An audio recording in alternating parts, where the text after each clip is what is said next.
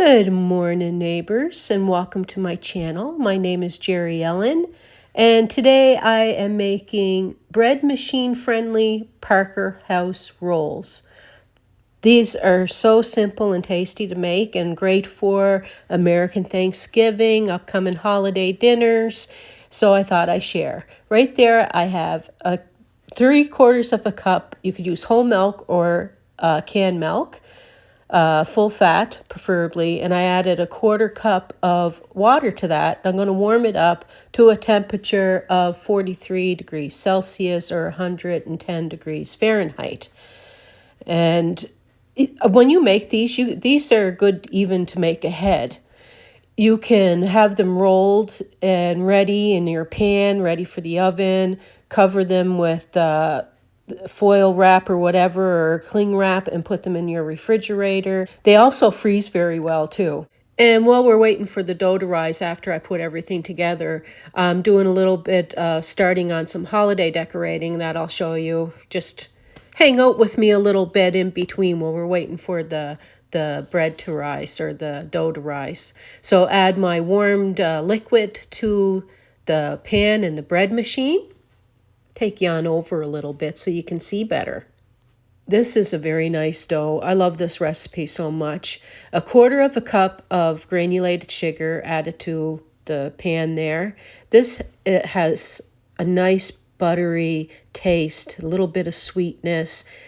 And even with the milk in that, you would think it'd be like a dense bread, a dense roll, but it's actually light. It's really, really good. I hope that you get a chance to try this. And you could do this in a stand mixer or by hand, the same recipe. And now I'm adding 2¼ teaspoon of active dry yeast, or you can use one package if you buy it in the packages. It'd be the same amount in that. And now I'm going to add 1/4 cup of melted butter. Delicious. And neighbors, I'm using an all-purpose flour, but you can use a bread flour. I tend to just use my all-purpose flour for my bread recipes. And I loosen the flour and then I spoon it into the measuring cup and I scrape off the excess just so that I don't have packed flour and have wrong measurements in my recipe. So I'm going to add 3¼ cups or 390 grams of all-purpose flour to my bread machine.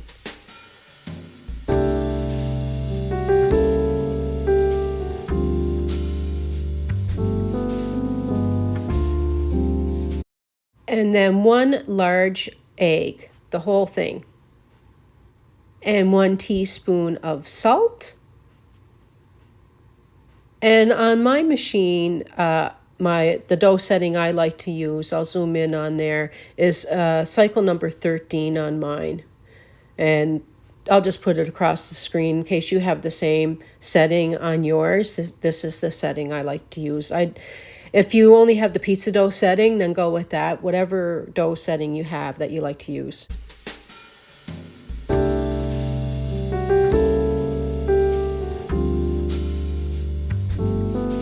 I have to get batten or something for these. Over time, the filling for them I had to throw away. So last year I used a bag of rags and put it in. But there's not enough in the bag of rags now. I gotta move. We want to put one of the trees over there. We're not going to do a huge amount of decorating this year, but we do want to make it festive.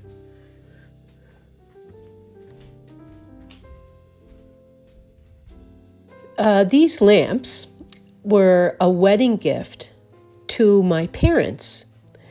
When my mom married my stepdad when I was 12 years old, but they've been living together since I was 2 years old, but they got married when I was 12, and Dad's Aunt Margaret gifted them a set of lamps, and now I have them. And I had to get new lampshades.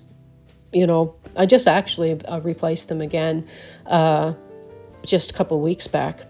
And that antique radio right there, Casey and I found at an antique shop, and it reminded me of one that we had in our house growing up. I've been moving stuff and wiping baseboards.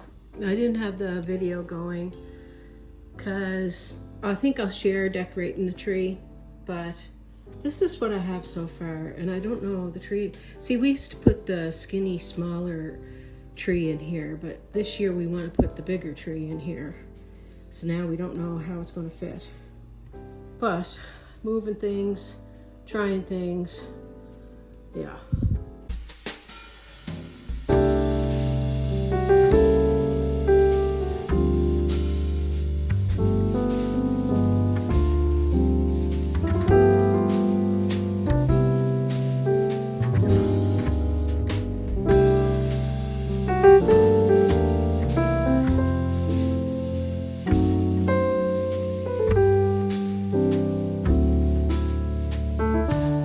And Casey and Lucien bought us this mat because it reminded them of Harrietta and they wanted us to have it. So we put that at the front door. And at Walmart, I found that little doggy.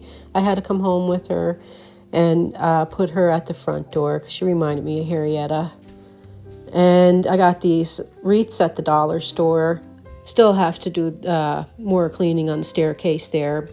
But yeah, it's coming together. Let's get back to the Parker House rolls. Okay, now take the dough out of the bread machine, put it on a floured surface, and you're going to roll that out into a rectangle or circle. Rectangle, great. Circle, fine. And to about like a centimeter or so of thickness, so like a ½ inch of thickness. And I'm going to use a cookie cutter, and I'm going to cut circles out of this. And I greased with butter really, really well. Butter your pan, 9x13 pan with lots and lots of butter.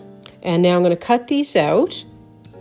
You could use a glass if you don't have a cookie cutter. And the size of the cookie cutter, 2.5 to 3 inches diameter.